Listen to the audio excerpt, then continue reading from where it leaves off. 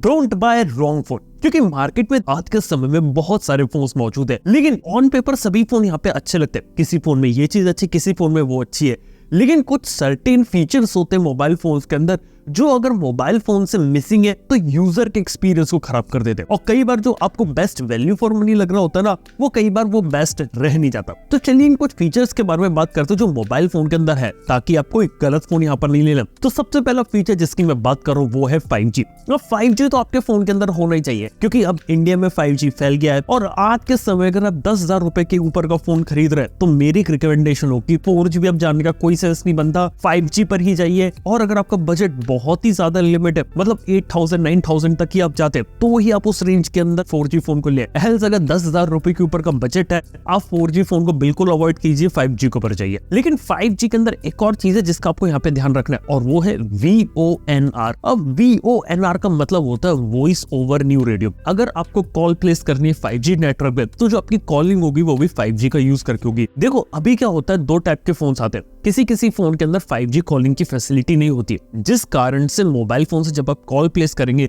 तो जो मोबाइल का नेटवर्क होता है वो 5G से 4G पे आएगा, फिर कॉल प्लेस होगी। और इस कारण से कुछ लोगों को कॉल ड्रॉप और नेटवर्क रिलेटेड इश्यूज देखने को मिलते हैं। VoNR तो एक ऐसी चीज है, अगर आप 5G फोन लेने का सोच रहे हो, VoNR है वो एक काफी बढ़िया चीज रहेगी यहाँ पे। लेकिन इसके साथ बात करते तो मोबाइल फोन में एक ऐसा इंपॉर्टेंट फीचर है जो होना चाहिए, और वो है स्टीरियो स्पीकर। देखो 20,000 रुपीज के अंडर में समझ सकता हूँ कि स्टीरियो स्पीकर चलो नहीं दे रहे, लेकिन 20,000 रुपए के ऊपर के सेगमेंट पे स्टीरियो स्पीकर बहुत एक इंपॉर्टेंट फैक्टर है। किसी को अगर उसका यूज करना है एंटरटेनमेंट के पर्पज से बात करें, गेमिंग के पर्सपेक्टिव से बात करें, और अगर स्टीरियो स्पीकर मोबाइल फोन में ना, तो उसका एक्सपीरियंस अच्छा रहता है। और ऐसे ही एक और इंपॉर्टेंट फीचर है 4K वीडियो रिकॉर्डिंग का।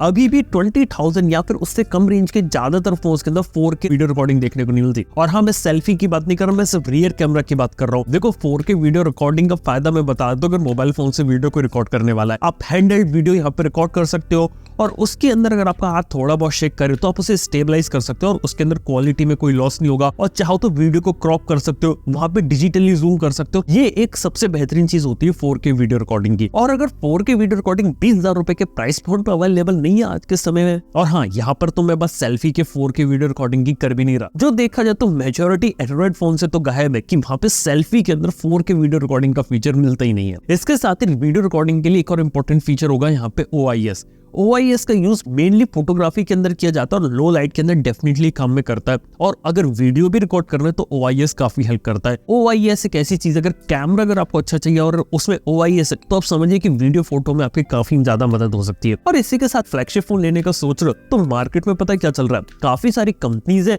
जो 8 Gen 2 वाला फोन्स बना रही हैं, लेकिन वहां पे जो स्टोरेज यूज करते हैं ना, वो करते हैं UFS 3.1 128 GB वाले मॉडल में, क्योंकि जो UFS 4 स्टोरेज है वो 256 GB से स्टार्ट होता है। और अगर आपको 2023 के अंदर बेस्ट पॉसिबल फ्लैगशिप एक्सपीरियंस चाहिए, फ्लैगशिप लेवल परफॉर्मेंस चाहिए, तो 8 Gen 2 जैसे प्रोसेसर को UFS 4 स्टोरेज के साथ पेयर करना पड़ेगा, तभी आपको असली एक्सपीरियंस मिल पाएगा। एल्स पैसे बचाने के चक्कर में UFS 3.1 भी दे दिया जाता है। ऊपर से बात करें तो एमोलेड डिस्प्लेस यहाँ पे मेरे को काफी पसंद है, लेकिन एमोलेड डिस्प्ले वाले फोन्स आज के समय में देख रहा हूँ तो काफी सारे फोन्स के अंदर साइड माउंटेड फिंगरप्रिंट स्कैनर दे देते हैं। देखो साइड माउंटेड फिंगरप्रिंट स्कैनर देना गलत नहीं है, अगर बजट कम है तो वहां पे चलो एक्सपेक्ट किया जा सकता है। लेकिन जब 20,000 रुपीज के ऊपर चले जाते हैं ना, तो एमोलेड के अंदर अंडर डिस्प्ले फिंगरप्रिंट स्कैनर मुझे काफी ज्यादा पसंद आता है। लेकिन हाँ, साइड माउंटेड के भी अपने बेनिफिट होते हैं, लेकिन अंडर डिस्प्ले फिंगरप्रिंट स्कैनर होना यार ये एक इंपॉर्टेंट चीज है, क्योंकि देखा जाए तो आज से कुछ साल पहले अंडर 20,000 रुपीज में भी अंडर डिस्प्ले फिंगरप्रिंट स्कैनर आ गया था। लेकिन बात कर तो एमोलेड डिस्प्लेस के साथ एक प्रॉब्लम यहाँ पे है मार्केट के अंदर, और वो है ग्रीन लाइन इश्यूज की। इसके लिए तो यार कंपनी को काम करना पड़ेगा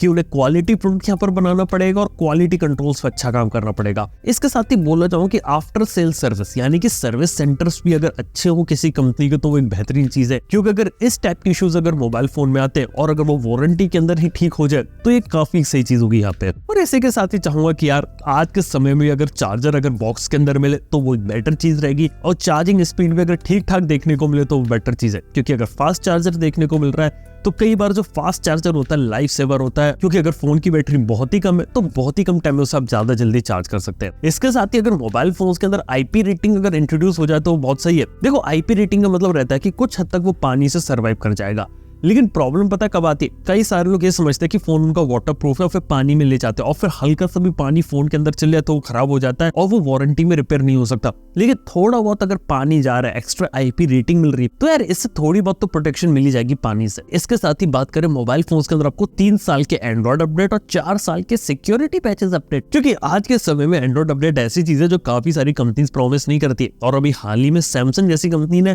4 ईयर एंड्रॉइड अपडेट वाला एक फोन निकाल दिया, वो भी 20,000 रुपए के अंदर।